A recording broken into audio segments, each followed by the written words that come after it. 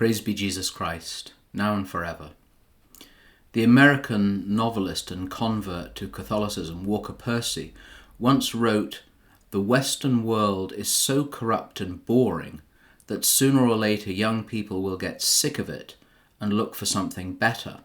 Some people may think that's a rather bleak outlook, but on the contrary, I think it's exactly right and a hopeful impetus and inspiration for evangelization, which is merely the proclamation of the gospel.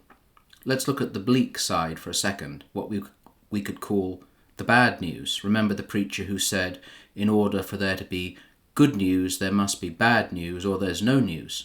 The Western world, Percy says, is corrupt and boring. It really doesn't take any kind of polemics to argue, merely studying statistics. Failed marriages, abuse, addictions, the almost universal contempt for politicians and any kind of authority, pornography, the destruction and denigration of national histories. The list, to use a biblical phrase, is legion, and it is indeed rather bleak. Dorothy L. Sayers, the great detective writer and devout Anglican Christian, writing of the 7 deadly sins, rather wisely said that one of the reasons people commit the sin of lust was out of boredom, in a sense to show they're alive.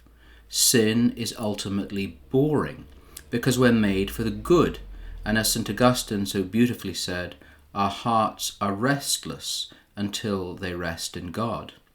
It's that corrupt and boring world, Walker Percy says, that eventually young people will get sick of, because once again sin and the lack of the good and the true and the beautiful eventually makes you sick. Think, for example, of much that calls itself art today. Roger Scruton, the late great conservative philosopher, often wrote about the exaltation of the ugly in opposition to the beautiful. It is, in scriptural terminology, calling darkness light and light darkness. Percy's words are, as I said, hopeful, because it's the bad news that allows us to proclaim the good news. The good, the true and the beautiful do exist, and the Christian faith boldly proclaims they are revealed in the person of Jesus Christ. It's the sole duty of the Church, after conducting right worship, to be the organ of that truth.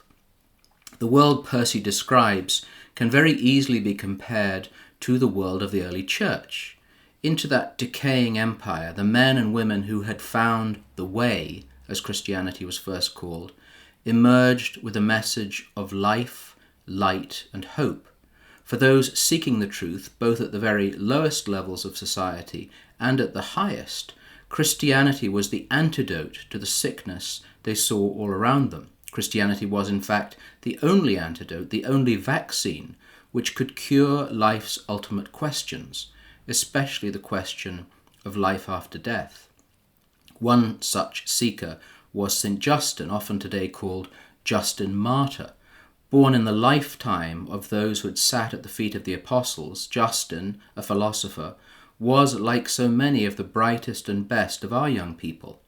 Coming to Christianity, especially because of the example of Christians he met and the witness of the martyrs, Justin became something we desperately need today, an apologist, someone who explains the faith in a language that contemporaries can understand.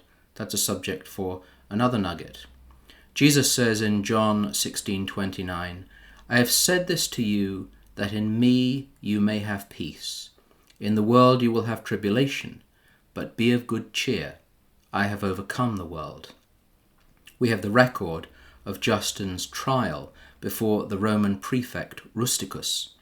In his words, echoing down the centuries, we see someone who is of good cheer, who has found peace in the one who has overcome the world. The trial and the ultimate murder of the Christians was because they refused to worship and offer sacrifice to the emperor and the other false gods. Rusticus asks Justin 2 critical questions. Firstly, after hearing the description of what Christians believe, he says, "So you are a Christian then?" Justin replies, "Yes, I am a Christian." Easy to say in a world with no hardship attached, but how about when that very statement will get you killed? Then Rusticus says, in the world-weary and cynical tone of a Washington insider or a media pundit, so you imagine you are going to heaven and will receive some appropriate reward. Justin's reply is witness, evangelization, proclamation, and the good cheer of the true believer who will convert a corrupt and bored world. It is not a case of imagining. I know it. I am certain. Brethren, rejoice, be perfected, be comforted, be of the same mind, be at peace, and the God of peace and love will be with you.